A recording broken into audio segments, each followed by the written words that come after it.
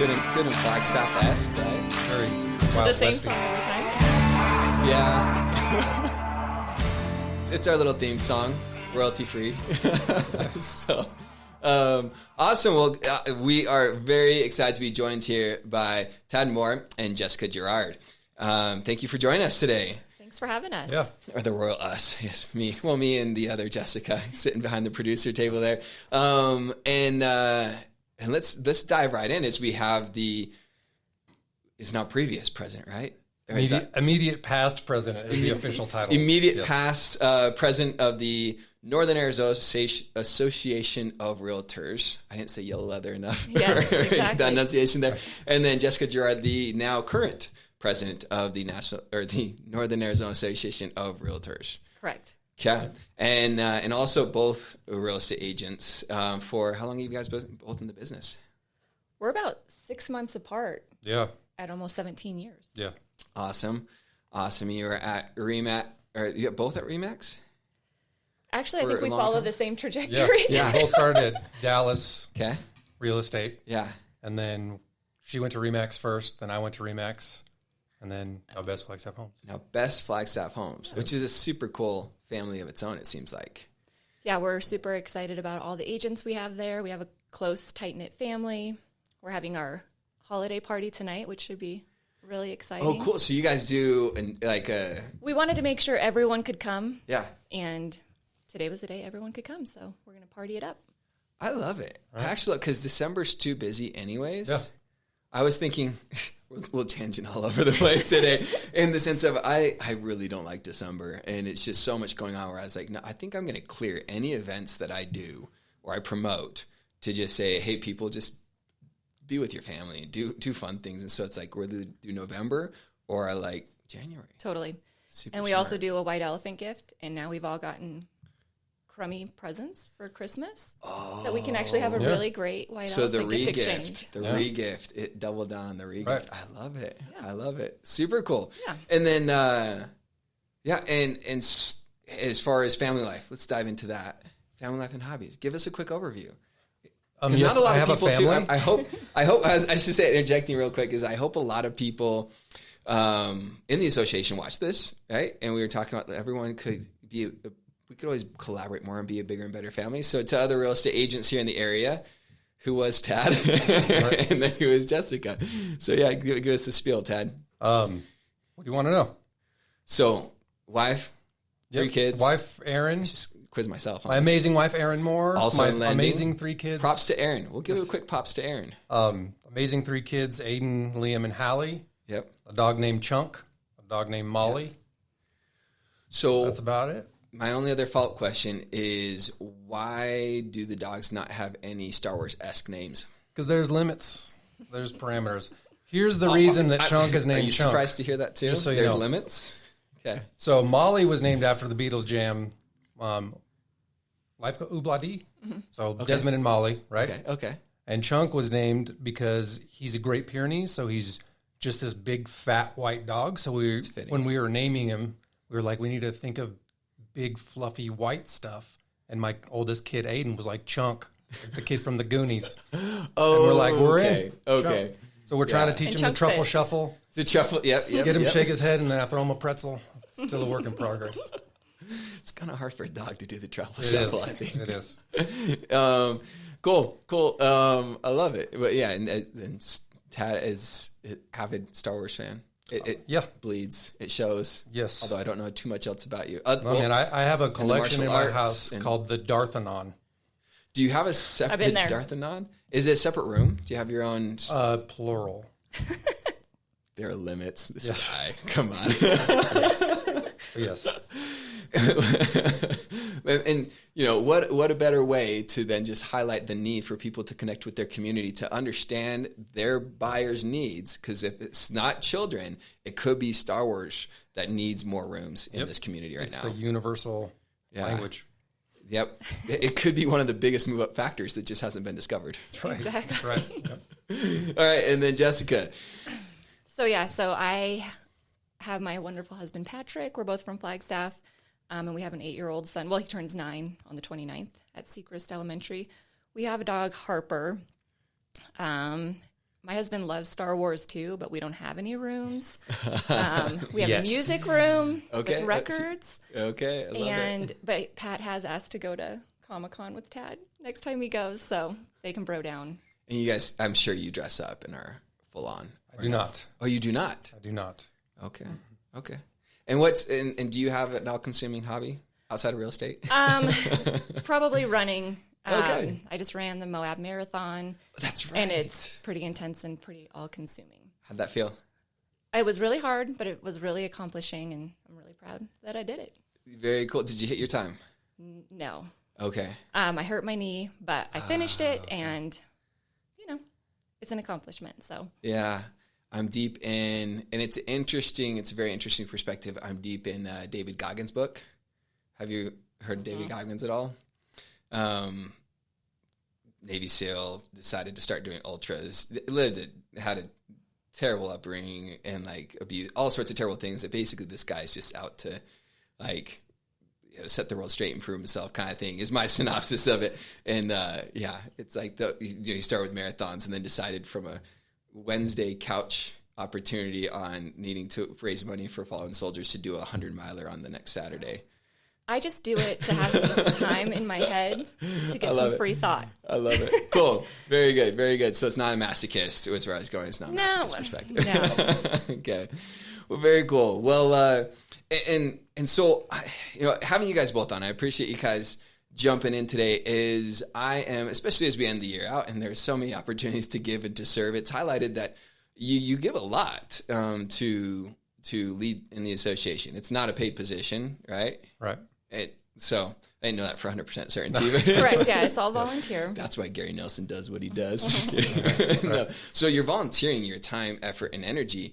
And I guess maybe to start with a question to both of you is I know, and we'll talk present tense, right? Because not only did you serve in that capacity, but I know you're still serving and still intend. Do you still intend to? We should ask that. Yeah, so I'm required to. The immediate past president stays on on the board of directors for one more year, and so there we go. Yeah. So as you continue to serve, why? Let's start with just a why. I think for me personally, I've been selling real estate in Flagstaff for almost 17 years, and it is the best job ever. It has been the best thing that's happened, really. It's allowed our family to do a lot of things, and I think we all take for granted that we can sell real estate. There's a lot of things that go behind the scenes of us doing what we want to do, and once I learned that, I needed to be a part of it because I need to give back to what gave me this life that I have. I love it. Tad? So it's part of just a general kind of philosophy that we have. Like one of the things that we learn in Kung Fu are some basic principles that you're supposed to live by. And two of them are contribution and legacy. And a few years ago, like both Aaron and I were like, do we really have a legacy? Like, are we giving back what we give or what we get and all that kind of stuff? So it's part of a sort of a bigger project where, just through different charities, things like that. But exactly what Jess said, like we take for granted, we could not do business, period, without the Northern Arizona Association of Realtors, the Arizona Association of Realtors, and the National Association of Realtors. And we all just sort of run on autopilot and don't realize that there's somebody like pulling all that weight behind the scenes, like Judy and Ventrice and Chantel. Love them. Are so underappreciated that like our industry would grind to a halt if they weren't doing what they do on a daily basis. And leadership is one of the things where you can get that feeling that you've done something. I mean, I'll say too that I don't want to be a leader. Like I'm not that guy. But that's the way that you can sort of help. You can try to inspire somebody. You can hopefully when you're done, you can look back and say there were things that are a little bit better than when you started. But yeah, that's why. And it's great too. We get to meet so many different agents. I mean, in real estate, it's so weird. We have phone conversations and phone relationships with a lot of other realtors because we're doing a transaction. We've never met the person in real life. We're just talking. And this is a great way to meet all the other realtors in town, have a better relationship, get to know, what makes them tick other than getting the spuds over to you one time or things well, like that. And not to mention in the last 24 months of that, where just things were and so off the rails, is like the community thing suffered to an extent, right? And I want to not say that disingenuously, like, right, there was record sales, lots of good things happening, but hopefully I can say with fair certainty, like, this is a job for a lot of us, but if you're doing it right, you're not necessarily in it just for the money, right? And that not only having relationships with our clients and the people we serve, but relationships with our community. That's actually one of the biggest things that drives me, right? And so I love that's a way to deepen that community connection. Well, not only just our real estate community, but with our Flagstaff community as well. The association, we give all of the agents ways to participate in ways to help our Flagstaff community because we're part of it. We're selling it. Yeah. I mean, it's a huge, being raised here since I was 2. I mean, it's a huge deal to me. And the association, we really do give back to the community a lot, and we give agents an opportunity to give back to the community if they participate. Absolutely. Did you have something to add to that? I was just agreeing. Yep. Okay. Yep. Perfect. Well, and maybe not to get too elementary with it, but for even non-realtors or realtors that aren't as engaged or maybe more, and I'd call myself definitely identify as ignorant to some of it too.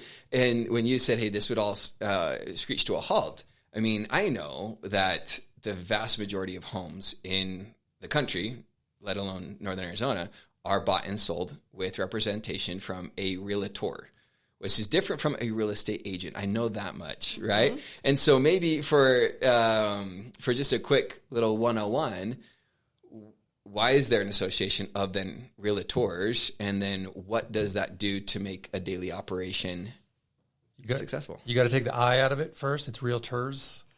Everybody gets upset when you say realtor. I'm sorry. I got you. I got you. That was your gimmick. My ignorance. So the difference between a real estate agent and a realtor is that we abide by a code of ethics. And so we all have Department of Real Estate standards we have to meet. But then there's an additional layer that's in depth about how we treat clients, how we treat each other, how we conduct business. It's similar to attorneys in the bar association. Like you have to meet a level because we're representing all of the agents. So if we wrong somebody, realtors look bad. Yeah. So it's a whole other level there. And then your question was about why I said it would come to a screeching halt. Is that? Yeah. So for people to know, and then even for a lot, would you say a fair amount of agents are ignorant to just saying like, hey, they talk with their broker, they get on, they're running, they're selling homes, but to understand that there's this system that they didn't even understood that totally. They exist in that supports them daily. So, I mean, if you just go through like a basic day, right? Yeah. As an agent, you log into MLS, which is provided by our Northern Arizona Association of Realtors, and supported rules are followed. So we have clean data, all of that kind of stuff. We've all been on Zillow and had to reply to the phone call. We're like, it's not in foreclosure. Somebody just put garbage on there. There's not a pool in the backyard. Yes, right. So that's your first situation. Yeah.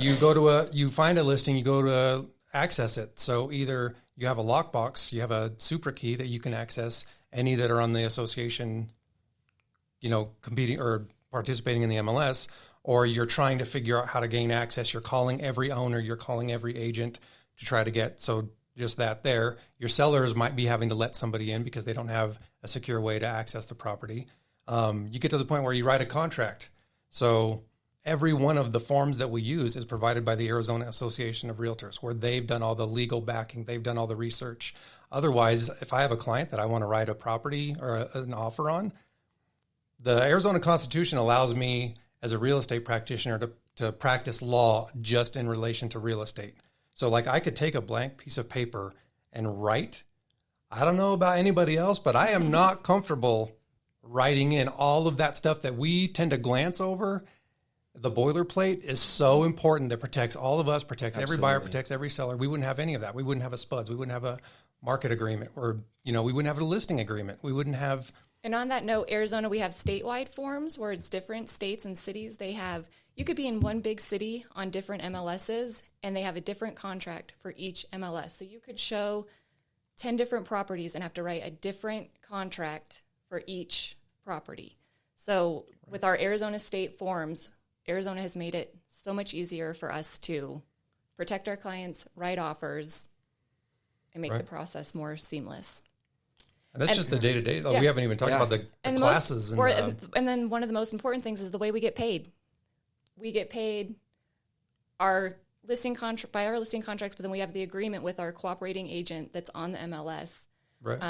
And without any of those rules and regulations and the stuff that comes down the line, we would not get paid. Yeah. Right. Well, and as you're saying all that, and then it's just a great reminder on all those little things that we do take for granted, and then it makes my life easier. The fact that you guys, that don't have to worry about random contracts coming through that just have all sorts of different terms. I mean, the worst is when we get, or not the worst, but it's always precarious when we all of a sudden get like a custom builder agreement and how they even wrote that up. And then even then to where like the scale of the association to where you guys have collaborated. I mean, I'm stating the obvious to you guys, but then how they, we'll have some builder that's ran this through their attorney and they're telling me this is how this is. And I'm reading it and I'm like, that's not what this says. Right. And so, it's. And you probably deal with more for sale by owners than we do because you're handling the loans. And so, that's every point of a real estate transaction is thought about in our real estate purchase contract. For sale by owner, you've got purchase price, closing date maybe. There's no inspection periods necessarily. Right. There's no contingencies about appraisals. There's none of that stuff. Yeah.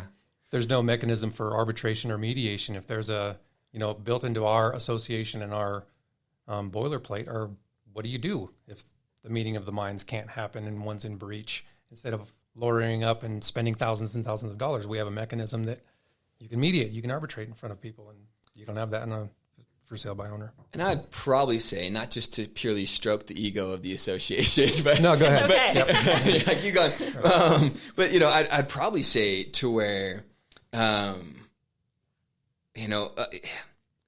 so many transactions tend to go smoothly, and we think, oh, it's great that we don't have to necessarily call up. We're title theory state. We don't have to have attorneys involved in closings.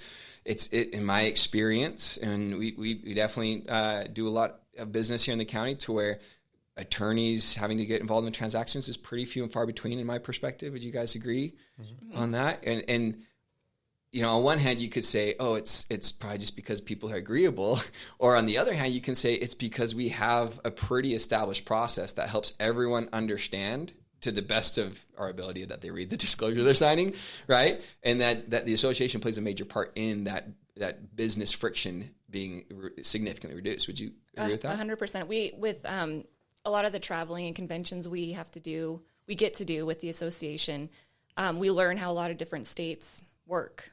And sometimes we're just gawking at how archaic it is. Yes. In all actuality. Yeah. I just had clients come from California and, they're like, so when are we going to close on this property? And I said, the closing date. And they said, oh, well, in California where we're from, it's usually like a 2-week kind of willy-nilly window. Exactly. Right. And I'm just like. Put the moving truck on standby. Right. Mm-hmm. Right. So, and we've had these forms for a long time. So Arizona has really been on the top of a lot of this stuff in the forefront for a very long time. So we're really, really lucky. Well, and with the constant evolution, though, right? You say we had these for a long time, but I love that we always see like, oh, here's something that gets addressed, and I love the devil being in the details. And then when I can read something, and I disclaimer this legally, like when I'm talking, especially it's like a newer agent, and they're like, oh my gosh, like we can't do this, or they want to do that. I'm like, read subsection 30 or something, like your answers in there, talk to your broker, because so many scenarios are just addressed right there, plain English, black and white. Well, and we had it happen. Obviously, we all know things have slowed down a bit, which is quite all right. But in the crazy COVID times with the escalation clauses, we were all writing in crazy terminology, and then it took months for the Arizona Association to actually come out with the additional clause form that put it out exactly the way it should be. Yeah, exactly. Yeah, kept you guys sound, kept it straightforward. I love it. And protected. Yeah. So I guess any consumer listening to this, like read the contract, read your contracts, ask your realtor yes. questions. Nice. Nice. See, I've already improved. Ask your realtor questions. You still might have to correct me. We'll see. But yeah, because that's you guys' job to help represent that, right? Correct. And just where you were going to go, Todd, as well, and I think that's super important for people to understand, and even realtors to understand what beyond the day-to-day and the base operations. The association has a lot of objectives of community outreach, of agent growth and improvement and progression, and maybe less generically, more specifically to when you were hot in that president seat. What were some of the things that you were really passionate about moving some of those objectives forward, or any others that I wouldn't know about there? So there's a lot. There's a lot that we do. Yeah.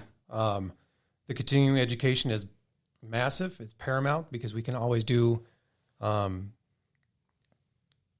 whole goal is to make the agents the best prepared, right? Yeah. And you can't get that from other places. You can't get that from, if you're not a part of an association, you're kind of Googling where to get CE credit, or, the good thing about our association and our industry too, is we're on top of the topics.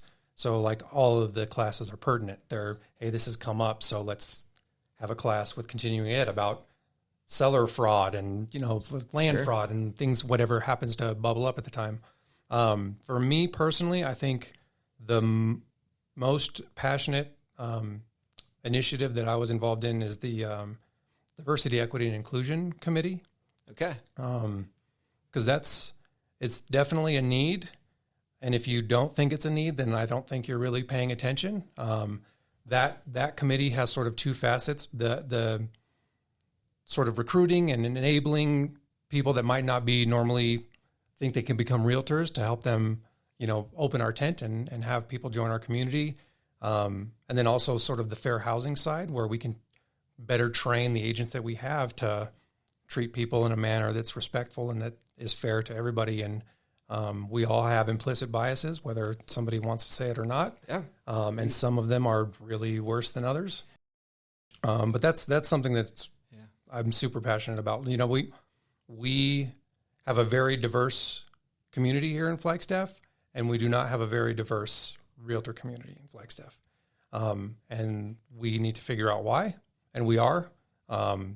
Ventrice Graves, she's doing the EDI as the co-chair. So she's staff, and she's also co-chairing that along with Aaron Wheeler this year. EDI, last year, equity, diversity, and inclusion. Okay. Yep. There we go. And they've done a phenomenal job just getting the word out and making sure that the community knows that we're an inclusive entity, and the only barrier to becoming a realtor should be your licensure, and then making sure that you're ethical. And that should be hard stop why you can't become a realtor and be successful in your community. So that's something that I think I'm probably the most passionate about. I love it. For what happened last year anyway. Yeah. Well, and to maybe put you on the spot with it, is there maybe like just an experience or a story where specifically you were able to see some results on that? That or anything that you talked about there? So, I can tell you it was really awesome to see. They did a couple of events. They participated in the First Friday Art Walk at the beginning of the year, and they held a contest amongst school art students about what diversity means to me, and they got to make their picture and write a little blurb about what the picture was. Yeah. And there were some beautiful and hard things to see in that, when you see the perspective of a first grader that shows people of different colors and sizes and types playing together. And then one of them it was downtown, and there was all these people playing together. And then his parents, I forget if it was he or she, were looking the other way. And it was like, all these people are playing and loving each other, but the grownups aren't paying attention. And I was like, we should all shut up and listen to some kids. Yeah. And also we participated in the Pride Festival downtown, which I thought was phenomenal. Awesome. I think people have this misconception again of realtors. They have an image in their head of what realtors look like, what they act like, who they are. And that's just inaccurate. So, yeah. And I think we all forget that every one of us is a protected class. EDI, DEI isn't just about color or race. You know, it's all the protected classes, Right. Gender, age, marital status, the stuff that we have to protect and represent buyers, you know, with all of those classes all the time. And a lot of us take for granted that we're all one of those protected classes.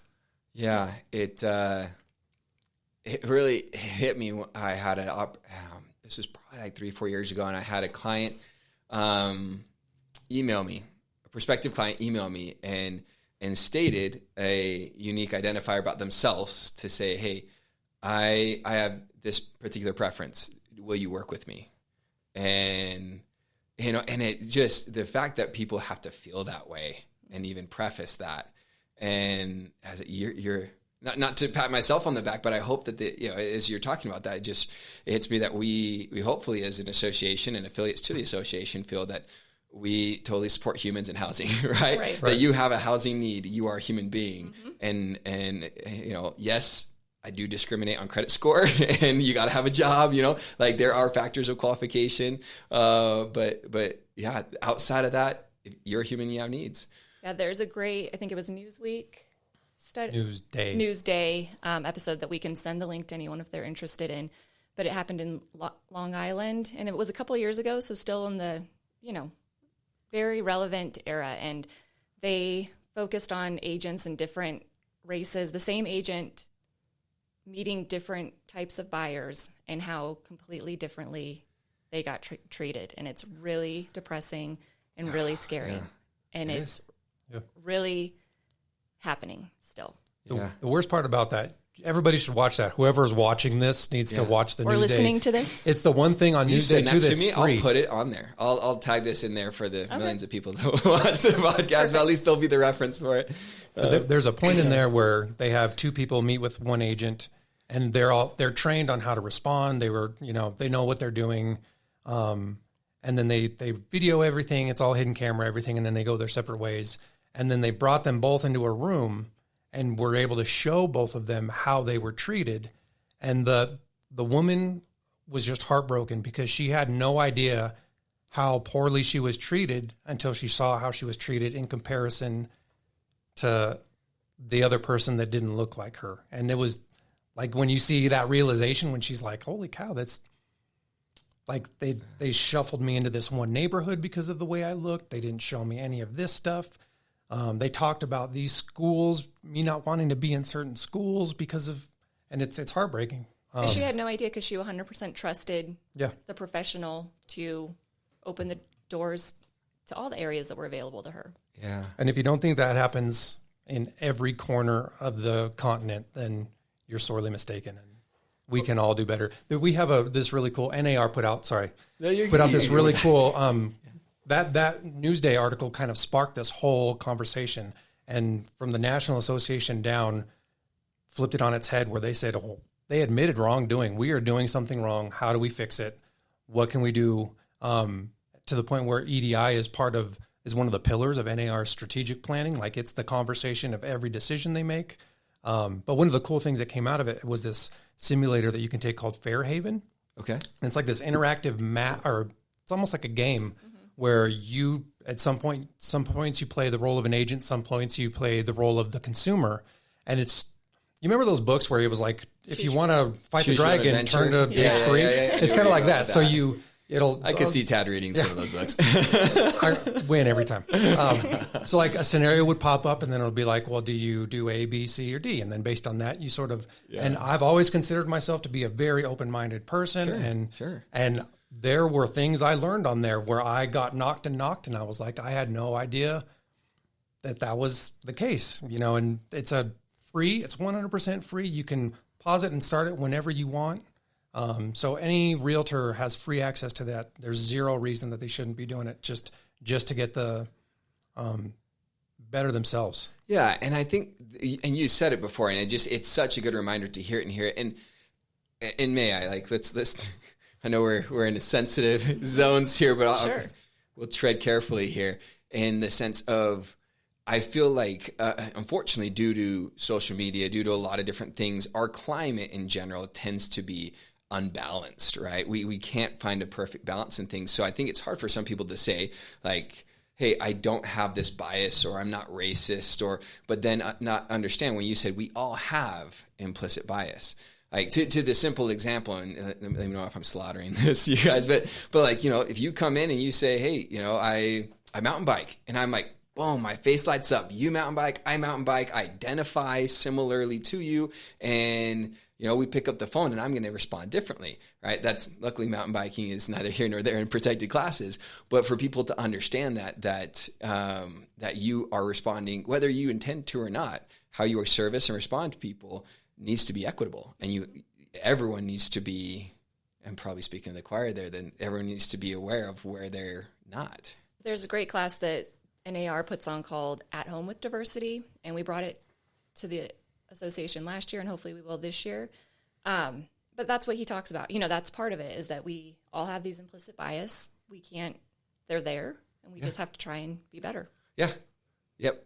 And knowing on that, hopefully it's that minor, right? It's that balance, right? We're not jumping to extremes. That it's just on that day-to-day improvement. Yeah. New Year's resolutions, degree improvement. So, well, thank you, Tad. And then jumping into then with you taking this role on as president, do you have what's your vision? And I'm sure when I say your vision, I'm sure this is, as I know you have committees and chairs, and this is likely there's some Jessica and also the leadership there in general, but what are you looking to do? Yeah, so I mean, obviously, so I'm the president, but there is a board that I represent that does most of the work, and then there are committees that are doing all the behind the scenes too. So it's definitely a huge collaborative effort, and then of course the staff at NAAR. But I think for me, continuing on with all the stuff Tad said, of course, but then just giving back to the agents as much as possible. We've kind of been in COVID and not quite come out of that quite yet, and just giving education opportunities, being there for the agent. Our market has changed. There's a lot of us that have been through the ebbs and flows of our markets, but there's a lot that have not. So I feel like there's going to be a lot of agents that need support. And I just want everyone to know that the association is there to support those agents. So supporting the agents, and then also our community. Again, community outreach is kind of one of my big things, whether it's as a realtor, as a broker, and now as through NAAR. There's so many different opportunities that we can give back to our community and back to our clients. Just so many things, and I'm excited to show our community all the things that Northern Arizona Association does, because I think all of us as realtors, that's why we are realtors. If you're going to stay as a realtor, it's not for the commission check. It's to see your client 5 years later at the restaurant or while you're volunteering for something, and just being excited to build our community. So I just want our association to get back to the basics of being a realtor community. Yeah, I love it. Would you agree with me that I like to call it, this is my own little Jessica, the other Jessica here producing is going to laugh at me where I come up with all sorts of different little phrases and ideas here. But like the triple win of saying, if I am a fantastic individual and professional, that I'm going to be able to help people at a very high level to accomplish their goals of home ownership. Right. And if I'm doing that, then I get a living. Mm-hmm. That's what I get rewarded with at the end of the day. But I have to keep that cycle going. Right. And I keep saying realtor community, that involves the affiliates too. So you guys as the lenders, our home inspectors, our appraisers, all the affiliates that are part of our association. We really are one big community. We go to different associations in the state, and it's kind of the Wild West. And we are really lucky that we actually get to see each other, do multiple transactions with each other, have lunch with each other, and get along with each other. And I think it's just time to kind of make those bonds a little bit stronger. Yeah. Well, and we talked about it maybe briefly, and I was curious to ask these questions, and with New Year's resolutions, call some people over the carpet here a little bit. What, you have committees, you have subcommittees, you have committee chairs and members of these committees and all sorts of things that we just discussed. Let's actually name all the committees here. Can you put on the spot with that? What are all the different committees here? Sure. So we've got the Professional Development Committee, the EDI, the Advocacy and RAPAC committees, and the community outreach. MLS. And then the MLS, of course. Okay. That's an important one. Gotcha. And is there like events, or who does the events after those? So like when you do all the fun stuff. Yeah, so that's what we're going to be getting to, some more events this year. But that's going to be kind of operations and the community outreach. Oh, community outreach is also Flagstaff community, but then Realtor community as well. Perfect. Okay. And so would you say at this point in time that all your committees have all the members that they need? So I would say at this point, they might. What happens is they will fizzle. So they're happy to take, if you're interested in being on a committee, we are welcoming and we want as much help as possible. Because what happens, just like the New Year's resolutions, the gyms are packed. Everyone's eating. I brought a box of donuts to a lunch and nobody had any.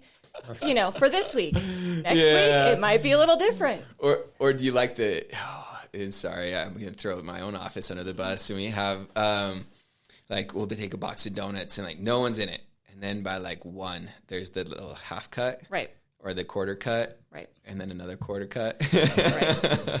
But there's also, there's getting involved in the committees, but then there's also just being involved in the events that we hold.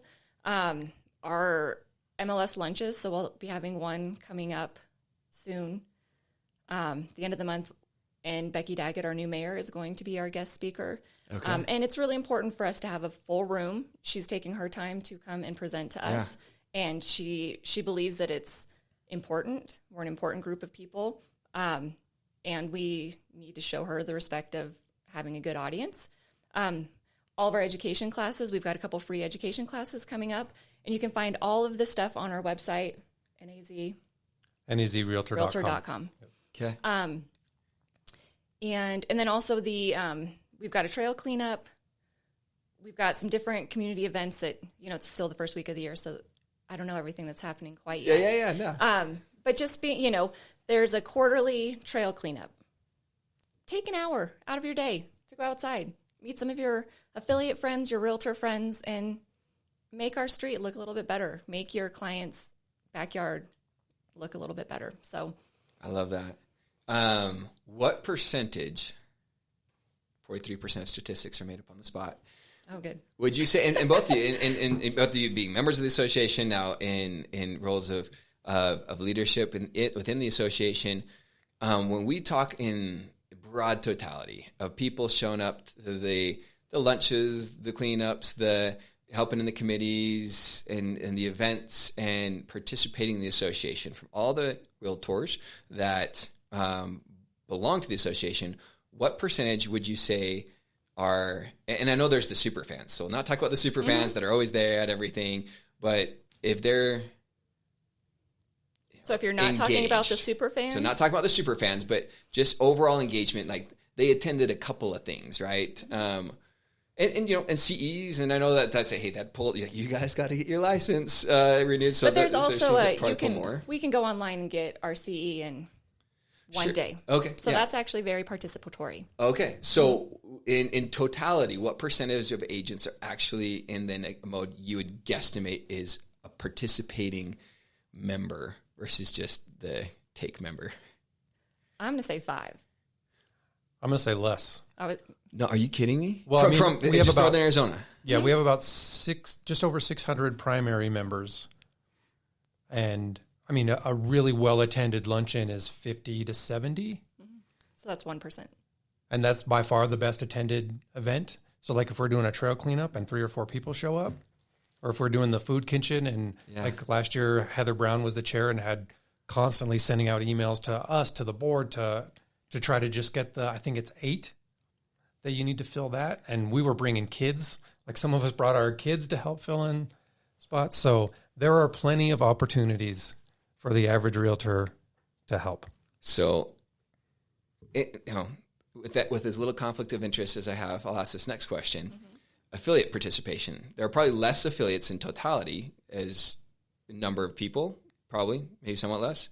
Mm-hmm. What participation would you give the affiliates in the Realtor Association? I would say you guys are actually much better at participating. than our Realtor members, which we really appreciate. And you guys are doing it, one, because you're wanting to help the community and you're trying to be a part of the community as well. But it gives you an opportunity to meet a new Realtor. Exactly. And that's where, not to then overly justify relationships with real estate agents and business partnerships, but I think maybe it's more clear in an affiliate's mind of, I can create relationship, add value, and this is a great opportunity to at least start on that relationship creation. Well, and I think it's good for agents to know that back and forth too, especially in our days of getting multiple offers. And just because of the slower market doesn't mean that's not going to happen. And if you get 2 offers and you know the agent on the other side and you don't know the agent on the other side, you're going to tell that to your seller. I know Tad. I've worked with him. I volunteered with him on a trail cleanup. These offers are exactly the same, but I know that this one's likely going to go smoother because I've never met this person. Yeah. Right. Well, and to add into that, and tell me if I'm wrong on this, I really feel like we are entering a market of, I call it the let's make a deal market, right? Any list agent or buyer's agent really has very little idea on exactly where things should be happening right now. Right. I think there's so much volatility right now that there's no, hey, this is where that house sold, so this is where this one should be. And, I think with so much fluidity there and us trying to find the normal right now, and I think we'll get to a stride, I'm hoping, right, on some of that having a working relationship as realtors to bring those parties together and find a meeting of the minds, because that's essentially what creates a real estate transaction is a buyer and seller agreeing. Right, disagreements don't help anything, and having a working relationship with that other side is huge.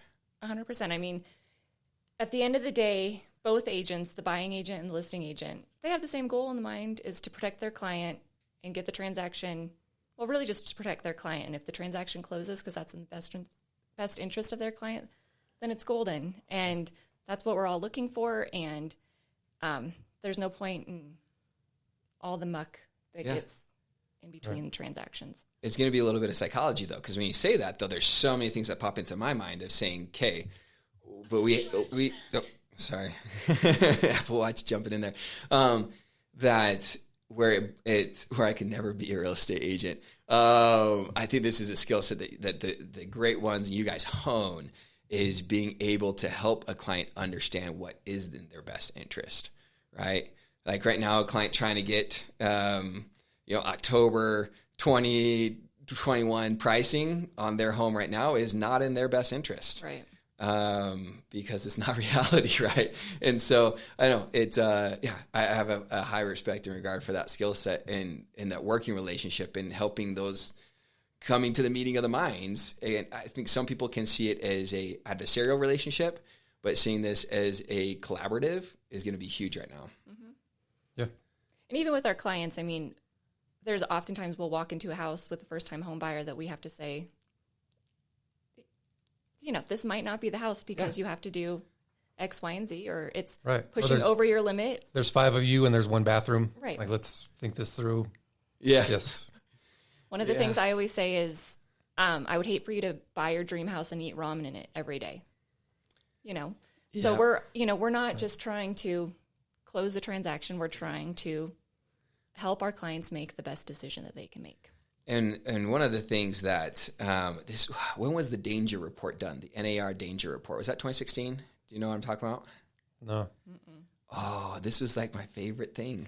And so the National Association did this. I think there was maybe they love their acronyms, right? They had some like the danger report that they did. I think there was maybe an acronym for it.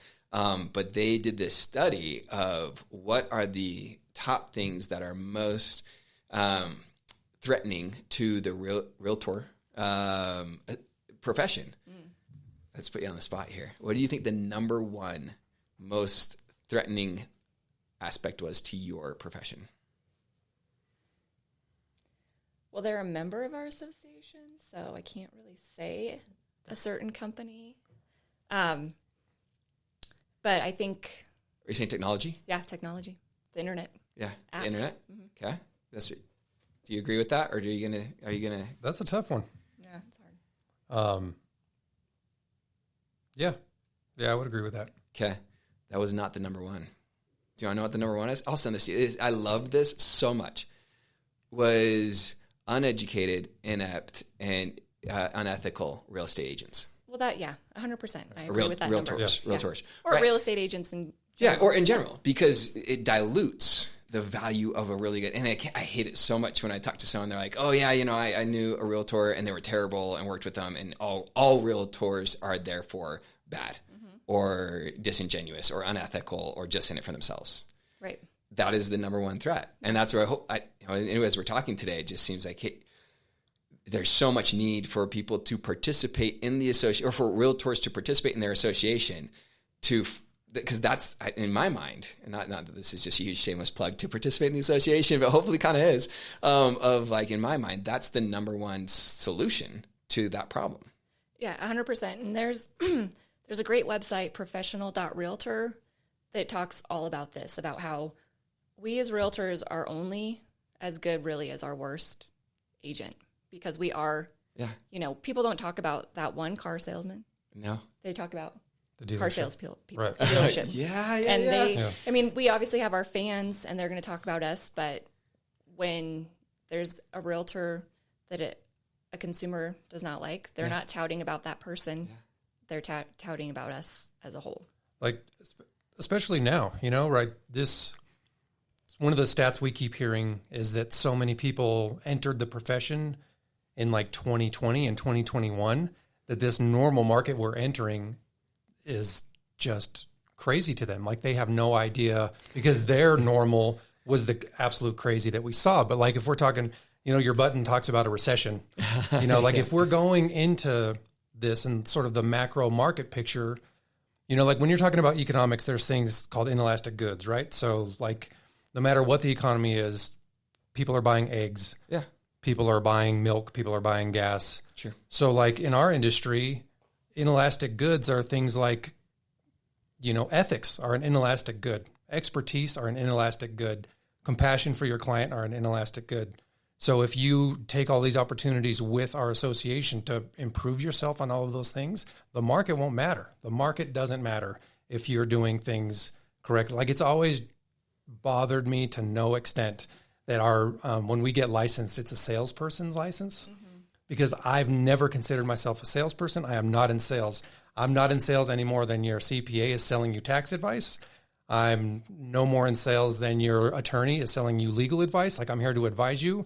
And it might work out to you purchasing a home or selling a home, and I get some sort of residual benefit from that, or it's us talking you out of this terrible situation because we don't want to have to hide from you in the cereal aisle in Safeway because we gave you just absolutely horrible advice, and we know it. Like, it's those are all opportunities. There's other selfish reasons too to join the or get involved with the association. Like we talked about, technology is one of the things. So, like, your client doesn't care, in my opinion, about your sales volume post, your I got this award from a magazine post, but they care about, holy cow, my agent's out there cleaning up litter. Mm-hmm. Like, they're part of the community. My realtor coaches my kids' t-ball. My realtor serves at the food kitchen. I know that they're not just in it for themselves, like they're part of a larger whole. Those are if you want to be selfish, take a selfie when you're cleaning up litter, and your clients will care much more about that. Take a selfie when you're like, I'm in this crazy class about this appraisal issue that's come up. Yeah. And that's what they care about. Like, unless they're one of those numbers that year where you're like, I closed X number of homes, and they can point to it and be like, hey, one of those is me. Yeah. I don't think that, in my opinion, in my experience, I don't think that the average consumer cares about that. They care about who you are as a person, because that's how they're going to trust you. That's how they're going to know that they're getting sound advice and it'll work out in the end. And it's so simple to me. So if we talk about, because the technology on that danger report, I think was like number 2, right? Of automating out. There's a 2010 Oxford report that had 1,000 occupations that say what is least likely and most likely to be replaced by technology. And my career and your career was like within like the first 50 to be automated out, right? And this is 12 years ago, so like, come and get me, AI. But that's where I think as we're talking through, the participation in the association gets you to be a rock star realtor or a huge part of that. And then number two, I always love to think when I ask myself, like when I'm participating in any type of marketing or ways to engage my clients or thinking, how do I do this? I like to think of, well, what can I do that my competition can't? And the plethora of online ways to buy and sell or try to connect you with someone else to buy or sell, they can't coach your kids t-ball. They can't, go pick up trash on the trailhead. So you want to differentiate yourself from technology, serve your community, right? Well, and also, the technology is scary, but it just makes us change how we do our business. We know when a buyer comes, even a seller, they've likely looked at their comps. They know everything about the house. They think they know everything about the house, but they don't know how a septic runs, what to do if you have a well, what a contract looks like, what the contingencies are. So it's just shifting a little bit and being more of a professional, not someone that just opens doors. Well, you're so in deep in the community. That's where I was walking the house with a very, very good real estate or realtor here in town. And when they're telling me, hey, do you know the dirt in this side of this area versus over here, and like how the mud cakes differently or these different things, I was like, yeah, the internet doesn't know that. Right. Well, and one thing that Melinda Morfin did a great job with it last year with her Lunch and Learns every month. She put on a class saying just those things. And when you're walking with a buyer or even a seller and you can give some tidbit about your community, I mean, that just makes you look like you really are the expert that you should be. Yeah. And not as a look at me type skill set, but to be able to say you just saved, massive amounts of, since you live in the neighborhood or have a friend there and know that, hey, you work from home half the time or something and you need high-speed internet. And even though you're going to talk to the providers and they'll say you're great, you're not great, right? Exactly. All these different things, because you have that, you're back to the neighborhood. But I'd like to hear, your guys' specific, if you're talking to that 95% of people that aren't actively participating, what do we do about it? So I didn't actively participate until recently, so I can be one of those. I was one of those 95%. Yeah. Because I thought, I didn't know. I did those things on the other, in my own realm. But then once I did join the association, I don't know, everything was lit up as to all of the things that I didn't know. Yeah. All of the ways I can participate, all of the regulatory issues that are dealt with that allow me to do my job, all the things that different realtors do in our community that I appreciate and want to help with. And I have met so many great people around the state. I've met so many great people in Flagstaff. The relationships are by far the best thing so far.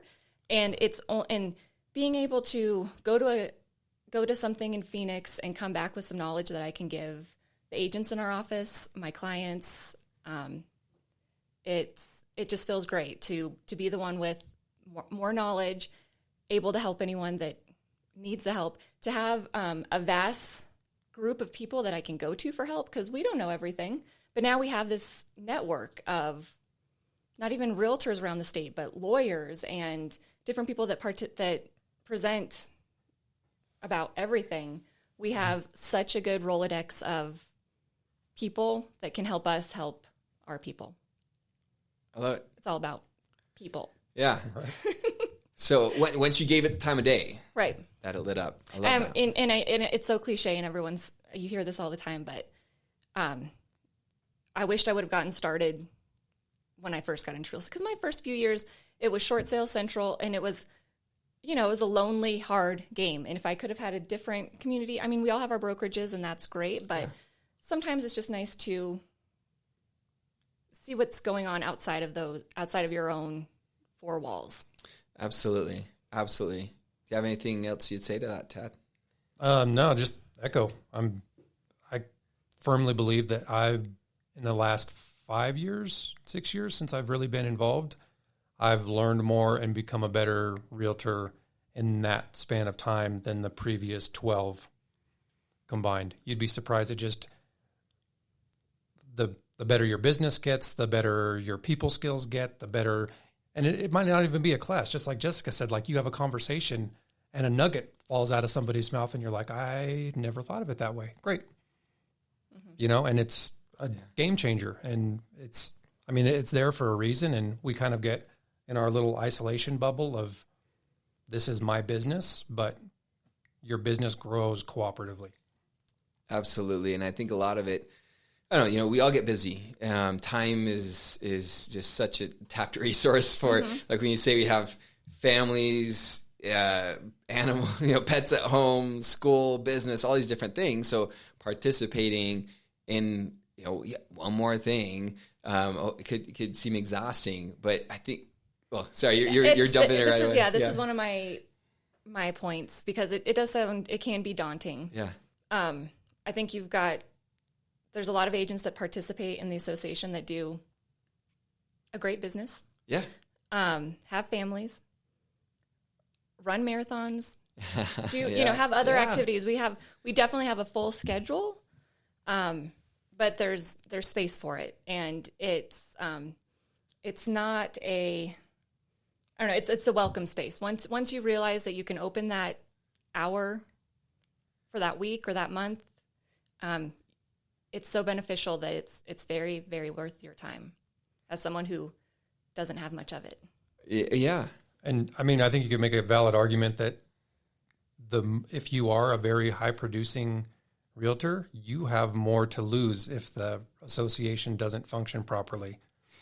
You have a lot of skin in the game. So if things do come to a halt, or there's a legislative, you don't give to RAPAC, and there's a legislative priority that's come up that you don't have any say in, and there's a new tax put on your transactions, you have more to lose than many. So I'm not a huge fan of the I'm too busy excuse, because we all have the same amount of hours. It's just how you decide to allot your time. And it doesn't necessarily need to be, this is my new gig, I'm going to do this like 40 hours a week working for that. Exactly. If I want to throw in an hour of helping every couple of months, that's great. One luncheon appeals to you, one luncheon doesn't, right. But it really is not huge. And my thought and argument on that, especially when it comes into the vein of, both of the giving back and the professional development, is that, if you ran so can we get your time? What was your marathon time? We're not getting the time. No, we're not getting the time. Okay, sorry. But you did finish. It was a decent time. Okay, it was a decent time. Okay, so I was in the 50th percentile of my. I'm a this is January. I'm a goal person. Okay. So we'll get the time. But as a total time doing the marathon, how much of a percentage was that of your overall training time for the marathon? 1%. And we forget that, right? We forget that as professionals. Right. And with everyone running out, writing offers, and I see, trust you me, some of the stuff that I see on my desk, and it's like, I know brokers I won't throw brokers on the bus, and they do the best they can, and they can't control everything, and just some of the things, that realtors are reacting haphazardly through things, or causing themselves pain and potentially risk, which is like the number one thing you guys don't want, right? As you protect your buyers and sellers from. It's like, man, that 1 hour here, there, or, would have alleviated days or tens of thousands of dollars. 100%. If you knew how to operate. That's actually a really good analogy, because our preparation is definitely what's going to get us over the finish line. Yeah. And it's more important than actually just doing the task. Yeah. And I think we get into just, especially the last couple of years when things were so just go, go, go, that we didn't realize like all the different factors of training and being our best in so many different ways. And that's where, and I love even like Melinda, we talked to her a couple of times, and I think I watched one of her videos when she's like all the health and wellness and things. And I know, it's just like on all these different factors, that play into a realtor being their best and needing to understand that they got to bring the full package every day, and they can't just show up with it, right? Simone Biles doesn't just show up to do all her flips, right? It's all that blood, sweat, and tears that goes in before, so you don't bleed sweat afterwards, Exactly. right? I don't know. So lots of shameless plugs for the association, but yeah, no, we lose a ton of time in this room. But I appreciate your guys' time. Do you have anything else that you'd care to add when it comes to anything discussed today or else? Well, thanks for having us on. And I hope all of the members know that the association is here for you. Call us, reach out to me. Anything you want to see, any classes you want, any concerns you have, we're here ultimately to help the agents, the affiliates. We appreciate you guys so much, and please know that the door is open, and come hang out with us. Love it. Awesome, you guys. Well, thanks for joining us here. Oh, yeah, no, we're go, Jessica. Call a realtor. Thank you. All right, thanks, guys.